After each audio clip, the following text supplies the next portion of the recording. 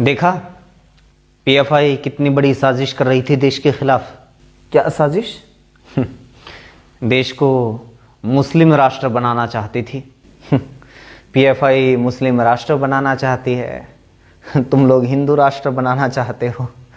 साजिश तो तुम दोनों देश के साथ कर रहे हो, बीच में पिस हम जैसे लोग रहे हैं जो देश को विकसित राष्ट्र बनाना चाहते हैं। तो ऐसे सदस्यों को अपने शिकंजे में लिया है जो भारत को 2047 तक इस्लामिक देश बनाने के लिए ट्रेनिंग दे रहे थे। इन मुसलमानों ने भी ना देश का सत्यानाश कर रखा है। तेरा क्या बिगाड़ दिया मुसलमानों ने?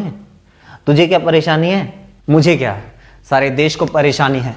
असल में तो मुसलमान का मतलब ही परेशानी है। ऐसा क्या कर दिया मुसलमानों ने? ये रोज़ इतनी वारदातें हो रही हैं, ये सब इतना टीवी में दिखाया जाता है, ये सब तुझे दिखाई नहीं देता क्या? वारदातें तो क्या ये सारी वारदातें मुसलमान करते हैं? भाई साहब, एनसीआरबी के आंकड़े बताते हैं कि हमारे देश में हर साल 60 लाख से ज़्यादा वारदात होती हैं। मतलब रोज़ 16,000 से ज़्यादा वारदात होती हैं।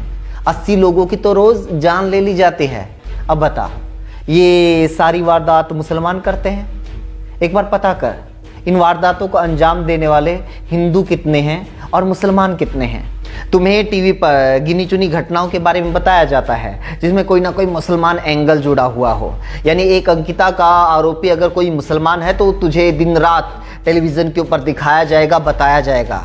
लेकिन अगर किसी अंकिता का आरोपी किसी बीजेपी नेता का बेटा है, जैसा कि उत्तराखंड में है, उसके बारे में तुम्हें नहीं बताया जाता।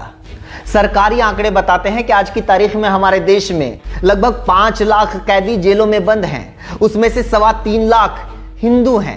85,000 के आसपास लगभग 18% मुसलमान हैं। फिर बाकी धर्मों के लोग हैं। अगर सारी वारदातों को मुसलमान ही अंजाम देते हैं तो ये सारे कैदी मुसलमान होने चाहिए थे।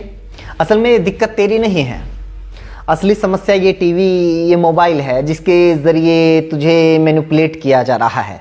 टीवी देखते ही तुझे अचानक से लगने लग जाता है कि सारी परेशानी ही मुसलमानों की वजह से है। और जब अपने स्टेट की बात आती है, अपने राज्य की बात आती है, तो तुझे लगने लग जाता है कि सारी परेशानी सिर्फ एक जाति की वजह से है। एक बात बता, 2-4 मुसलमानों के नाम तुझे याद हो जिसकी वजह से कभी तुझे कोई नुकसान हुआ हो या किसी मुसलमान ने तेरा कभी बुरा किया हो?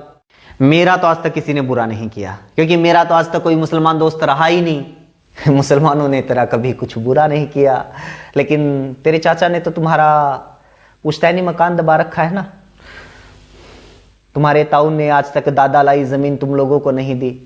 चाचा और ताऊ के खिलाफ तुम लोगों का कोर्ट में केस चल रहा है, लेकिन तुम्हें दिक्कत सिर्फ मुसलमानों से है ना।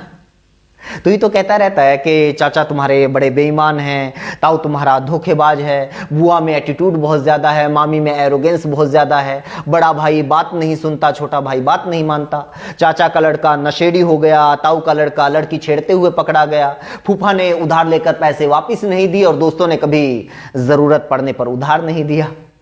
अब बता, इन तमाम लोगों में कितने मुसलमान हैं? ये तो सारे तेरे अपने लोग हैं ना, तेरे अपने धर्म, अपनी जाति के लोग हैं। लेकिन फिर भी तुझे परेशानी तो मुसलमानों से है। पता है क्यों? क्योंकि टीवी, मोबाइल, फेसबुक, व्हाट्सएप के जरिए और जिस पार्टी का तू अंधभक्त बना हुआ है ना, उसके नेताओं के जरिए 24 घंटे तेरे दिमाग में बस यही डाला जा रहा है ताकि असली परेशानी, असली समस्या का तुझे एहसास हो ही ना पाए। क्योंकि रोज तेरे जहन में ये जहर नहीं बोया जाएगा तो तुझे पता लग जाएगा कि तुझे परेशानी मुसलमानों से नहीं है। ये तेरे घर के सामने से जो टूटी हुई सड़क गुजर रही है ना, रोज जिसके ऊपर हादसे होते हैं, बाइक गाड़ी पलट जाती है। 2 हफ्ते पहले तो खुद तेरी माँ के ऊपर रिक्शा पलट गई थी, वो तो बेचारी आज भी बेड के ऊपर बैठी हुई है। अगर तुझे हिंदू मुसलमान में नहीं उलझाया जाएगा तो तुझे एहसास होने लगेगा कि तेरी बिजली का बिल लगातार बढ़ता जा रहा है, जबकि बिजली तो उतनी ही खर्च कर रहा है। बच्चों के स्कूल की फीस, कोचिंग का खर्च, किताबों के रेट, रसोई का budget, gas cylinder, petrol diesel, चाय, आटा, दाल, नमक, मिर्च, मसाला सब महंगा होता जा रहा है। यहाँ तक कि अपनी ही बैंक के एटीएम से अपने ही पैसे निकलवाने के लिए तुझे पैसे देने पड़ रहे हैं ताकि मेहुल चोकसी, नीरव मोदी और विजय माल्या के घोटालों से हुए बैंकों के नुकसान की भरपाई तुझसे की जा सके। लेकिन तुझे तो इस बात का एहसास होने ही नहीं दिया जा रहा, और तुझे होगा भी नहीं, क्योंकि तू तो बहुत अमीर है। परेशानी तो तुझे सिर्फ मुसलमानों से है। मेरे भाई, कम से कम तुझे तो ये बात अच्छे से समझ में आनी चाहिए थी, क्योंकि तू तो हरियाणा से है, ओबीसी कैटेगरी से आता है। खट्टर सरकार ने तुम लोगों का आरक्षण खत्म कर दिया, तुम लोगों के बच्चों के वजीफे खत्म कर दिए। जिन स्कूलों में तुम्हारे बच्चे पढ़ने के लिए जाते हैं उन स्कूलों को बंद किया जा रहा है। कॉलेज से साइंस और कॉमर्स की स्ट्रीम खत्म की जा रही है। एमबीबीएस की फीस को 20 गुना बढ़ा दिया गया है। कैसे पढ़ेंगे तुम लोगों के बच्चे? नौकरियों को पंसारी की दुकान पर सामान की तरह बेचा जा रहा है। पूरे देश में सबसे ज्यादा बेरोजगारी है तुम्हारे स्टेट में। घोटालों पर घोटाले सामने आ रहे हैं। हरियाणा में क्राइम इतना बढ़ गया है कि गांव-गांव में गैंग बन रहे हैं, घर-घर में नशे के अड्डे बन रहे हैं। लेकिन तुम्हें समस्या खट्टर सरकार से थोड़े है। तुम्हें तो ये बताया जाता है कि समस्या तो सारी मुसलमानों की वजह से है, और हरियाणा में एक जाति की वजह से है, जाटों की वजह से है।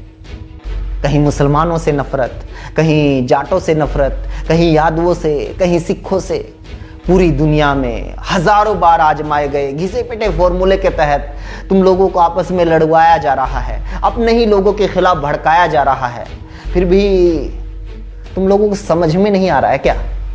कब समझोगे? सब कुछ बर्बाद होने के बाद